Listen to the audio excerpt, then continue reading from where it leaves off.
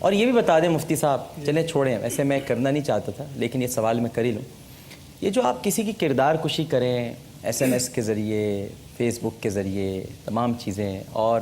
ان باتوں کو ظاہر کریں جو کبھی ماضی کا حصہ رہی ہوں اور جن میں حقائق بھی نہ ہوں، اور سب لگے ہوئے ہوں اپنی نماز، تراویح، روزے سب چھوڑ کے اس کام میں، کیا فرماتے ہیں دین شریعت؟ قرآن مجید میں اللہ جل شانہ نے فرمایا کہ لا يحب اللہ الجہر بالسوء من القول الا من ظلم، کہ اللہ تبارک و تعالی برائی کا علانیہ اظہار پسند نہیں فرماتا سوائے اس کے کہ کسی پر ظلم کر دیا ہو اور مظلوم اپنے حق کے لیے فریاد کر سکتا ہے۔ رسول اللہ صلی اللہ علیہ وآلہ وسلم نے ارشاد فرمایا کہ لا تتبع عورات المسلمین، کہ مسلمانوں کی جو پرائیویٹ افیئرز ہیں ان کے در پہ مت ہو جاؤ اور ان کو لوگوں پر آشکارا نہ کرو۔ وَمَن يَتَّبِعْ عَوْرَاتِ الْمُسْلِمِينَ يَفْضَحْهُ فِي بَيْتِهِ، جو مسلمانوں کی پوشیدہ احوال کی پردہ دری کرے گا اللہ تعالیٰ اسے گھر میں رسوا کر دے گا۔ اور قرآن مجید میں اللہ نے فرمایا کہ وَلَا تَقْفُ مَا لَيْسَ لَكَ بِهِ عِلْم، کہ جس چیز کا تجھے علم نہیں ہے اس کے در پہ نہ ہو جاؤ۔ ہمارے ہاں جو جدید ٹیکنالوجی آئی ہے اس کا بجائے اس کے کہ علم کے فروغ کے لیے، معلومات کے فروغ کے لیے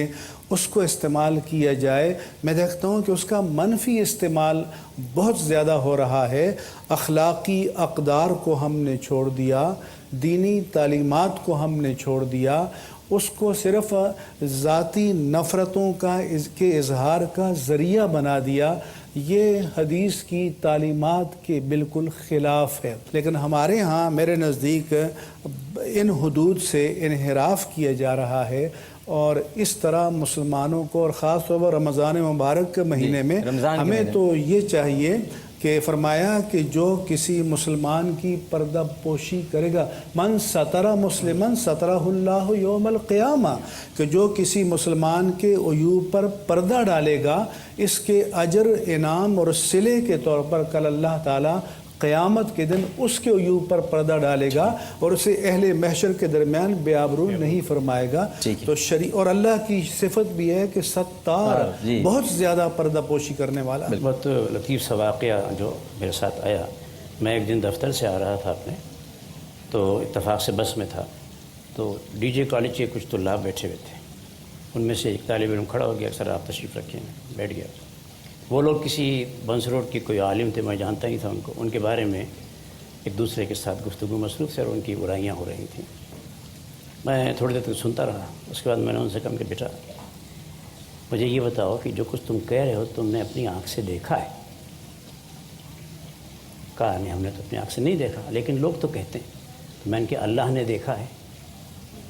کہا اللہ تو دیکھتا ہے۔ میں نے کہا عجیب بات ہے کہ جس نے دیکھا ہے وہ بیان نہیں کر رہا، جنہوں نے سنا ہے وہ بیان کر رہے ہیں۔ واہ واہ۔ تو اس کا اثر یہ ہوا، آپ یقین کیجئے کہ تقریباً 5 یا 6 طالب علم تھے وہ، انہوں نے سب نے جو ہمارا ایک رواج ہے کان پکڑے اور توبہ کی، کہلے صاحب بڑے صاحب آپ نے تو آج ہمیں ہمیشہ کے لیے اس راہ سے دور کر دیا۔ پھر ایک عجیب سی صورتحال ہے، وہ میں چاہتا ہوں کہ اب وہ بھی منظر عام پر آ جائے۔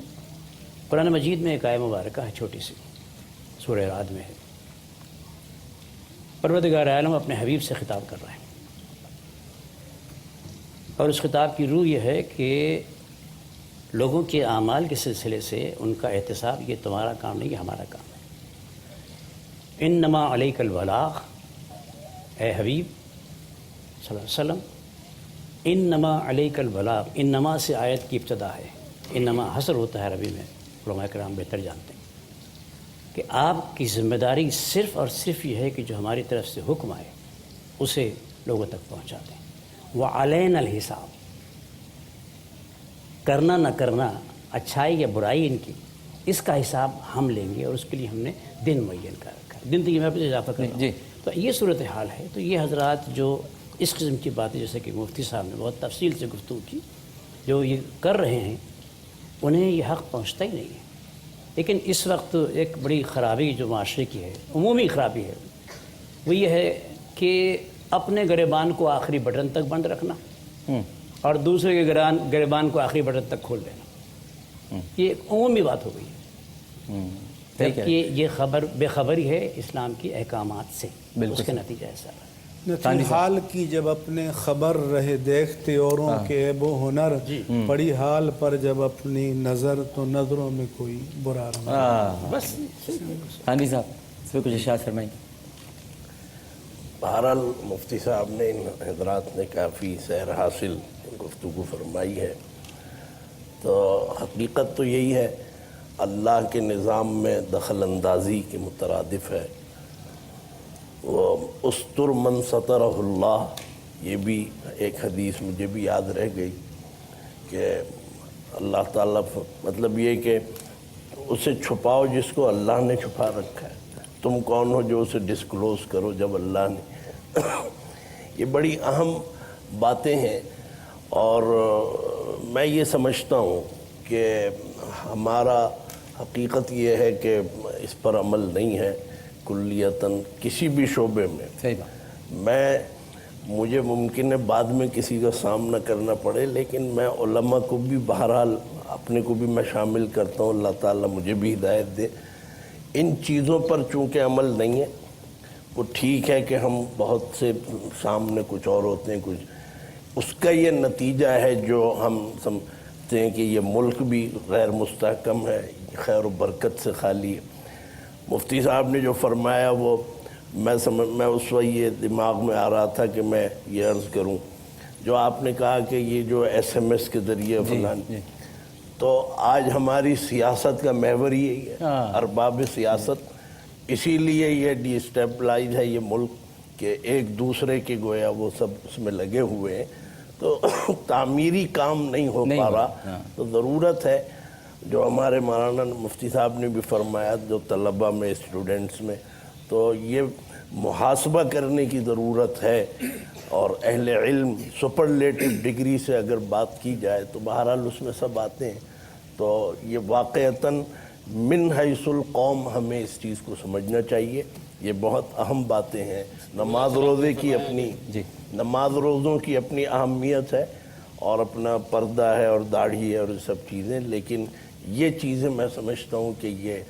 یہ بہت زیادہ اثر انداز ہوتی ہیں۔ بالکل، سیاست کو بھی گالی کے معنی میں تم سیاست کر رہے ہو، حالانکہ حدیث میں کہ کانت بنو اسرائیل تسوسہم الانبیاء، کہ بنی اسرائیل کی سیاست رانی اور اجتماعی تدبیر کا کام انبیاء کرام فرماتے تھے۔ اب تو سیاست کو بھی صحیح فرما